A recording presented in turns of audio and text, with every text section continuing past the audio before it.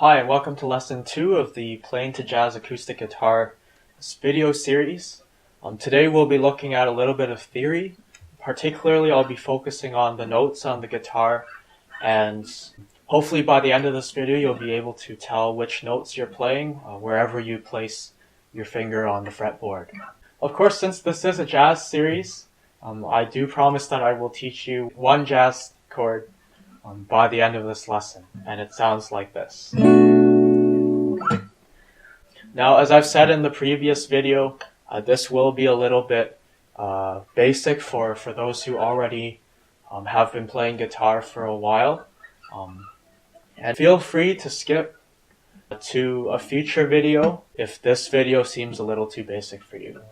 But my purpose of doing this is so that everyone can be on the same page by the time I really get into the jazz guitar concepts, because really to be a good jazz player, you have to know your theory very well.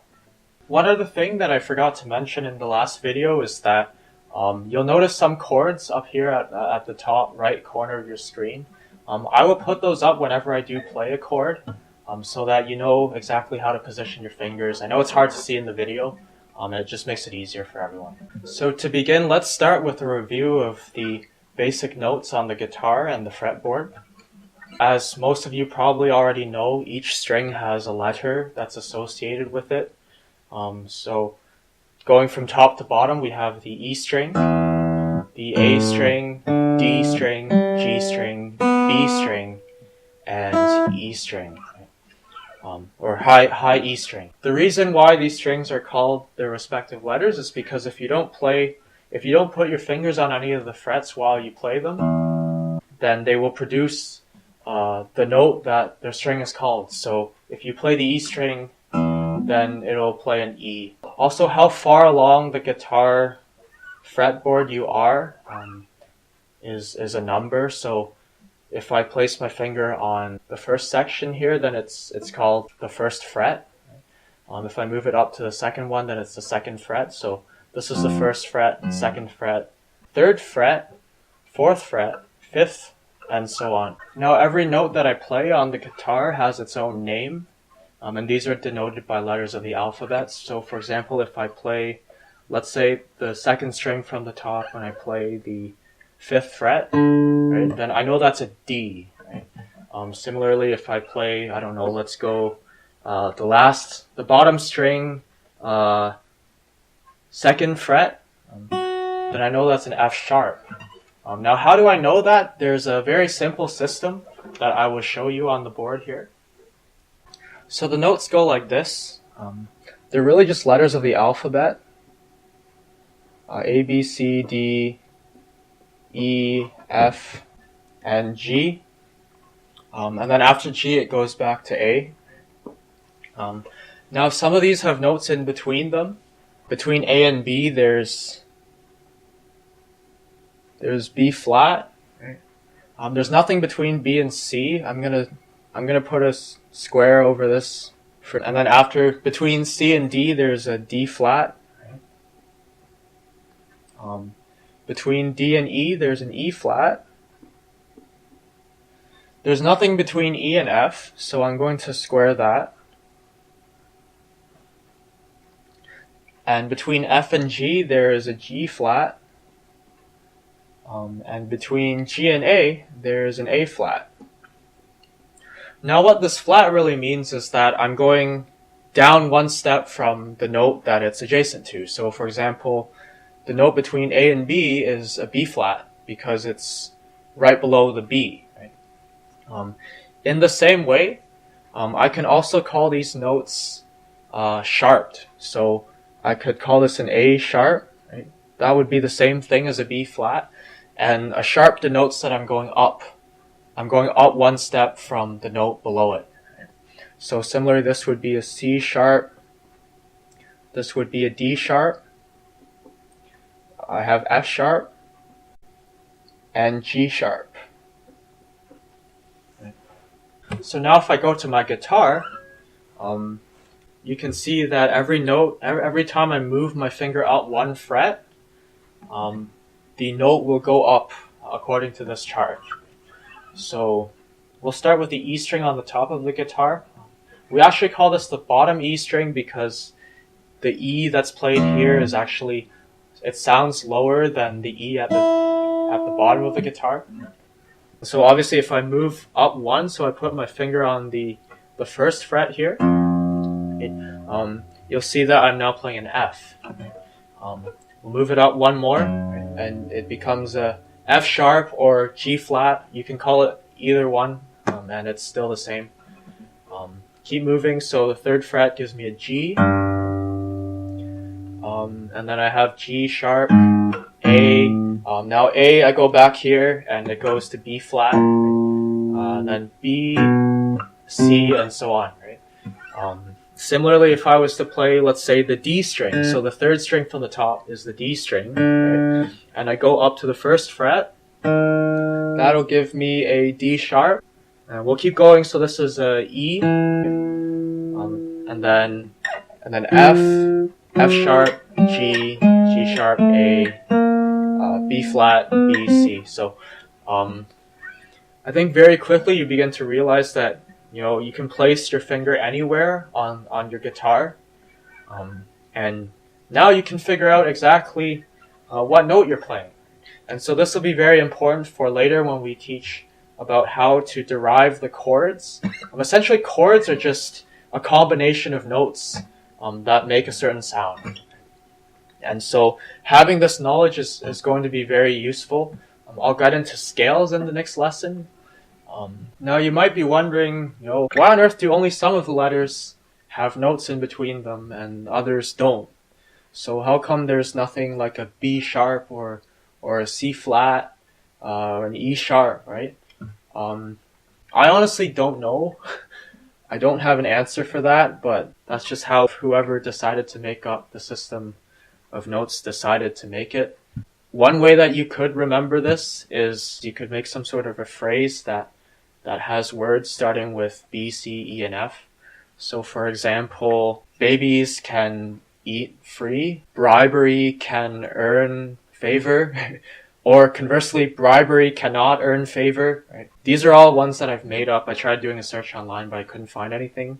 So if you want a way to easily memorize these, try to come up with your own phrase. Maybe it's like E, F, B, C instead of B, C, E, F. That would work too. Just so that you can remember that between B and C there's nothing, and between E and F there's nothing.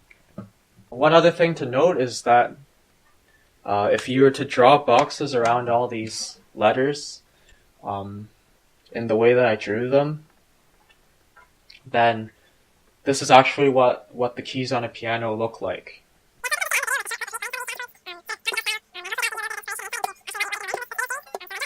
Shade in all the black keys. There, so it looks exactly like a piano. So as promised, I will be teaching a jazz chord at the end of this lesson. But just before I do that, I do want to go over what the bar chord is, as it will help us to understand the jazz chord that I'll be teaching. So as many of you know, the F bar chord sounds like this. And I've put on the screen what it looks like.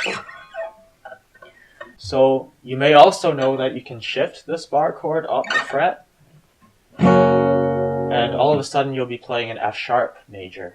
So this is the F major, and then now you have F sharp major, G major, G sharp major, A major, and so forth.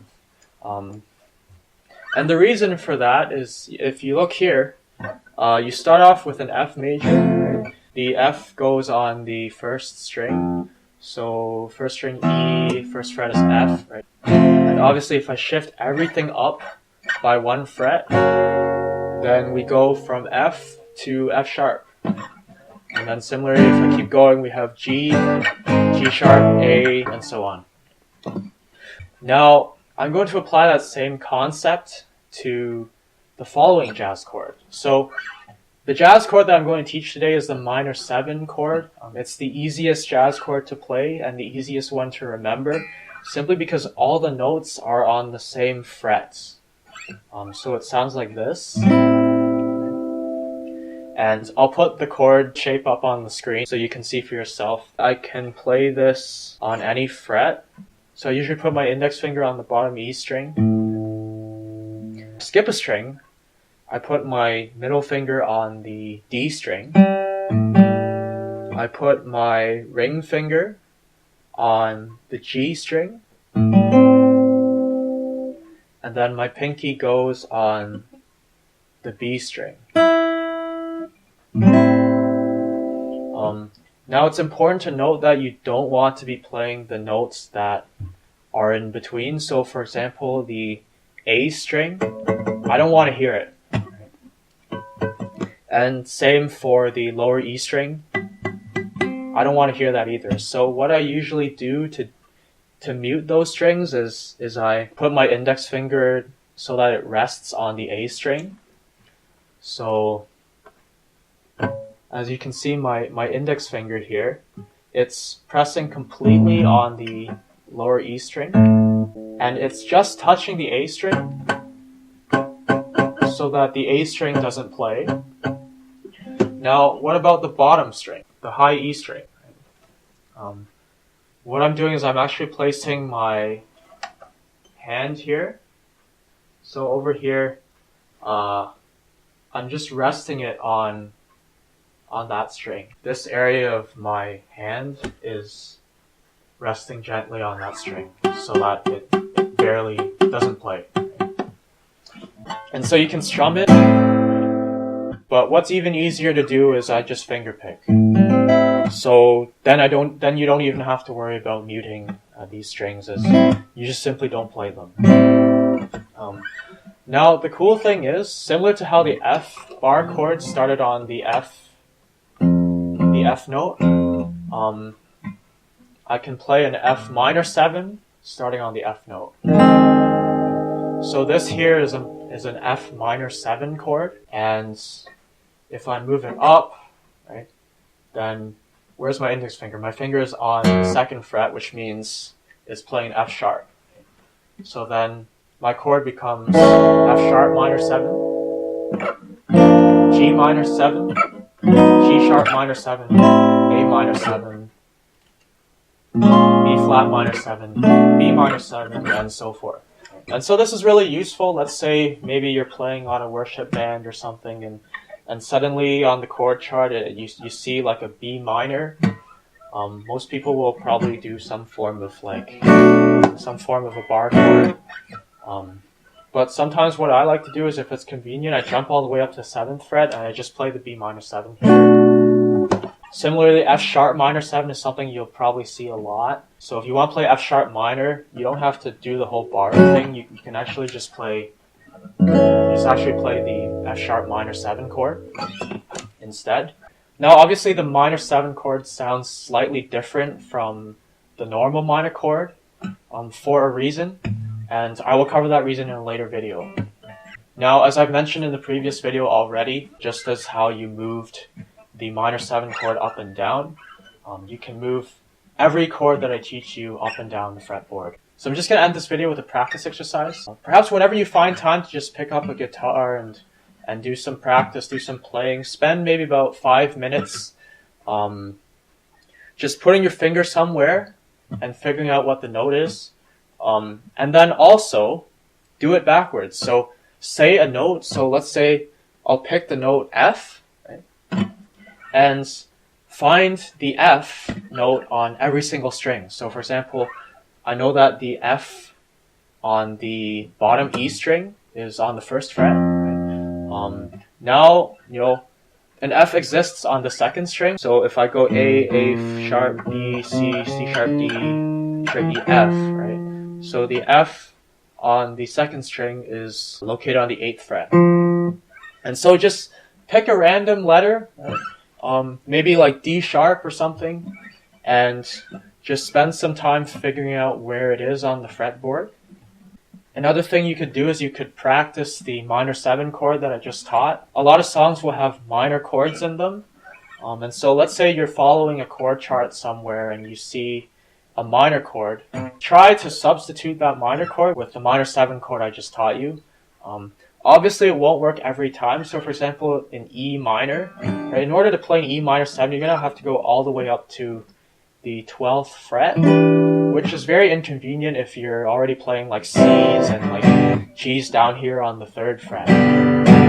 Well, like you don't want to move all the way from here to the 12th fret. One, that sounds bad, and two, it's hard to do.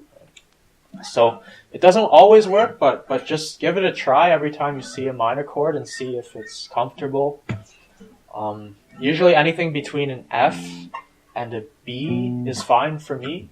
So an example of a song with minor chords that you can substitute would be just about anything, honestly, but the one I selected for this video was Don't Stop Believing. If we play it in the key of D, obviously you can play it in any key you want, but I'm going to play it in D. Right? The chords are D, A, and then B minor, and then G, and then it goes D, and then A, and then F sharp minor, and then G. So as you can already see, what I did is every time there was a minor chord, I used the minor 7, and it actually sounds really nice. Now this isn't really considered jazzy yet, because I'm really only substituting the minor chord with a minor 7, but at least for this lesson it'll suffice. So it goes like this.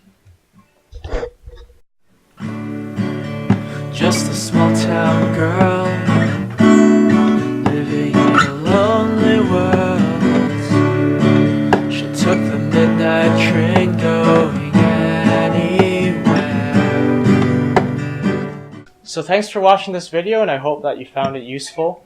The next video will cover scales. So what that looks like is...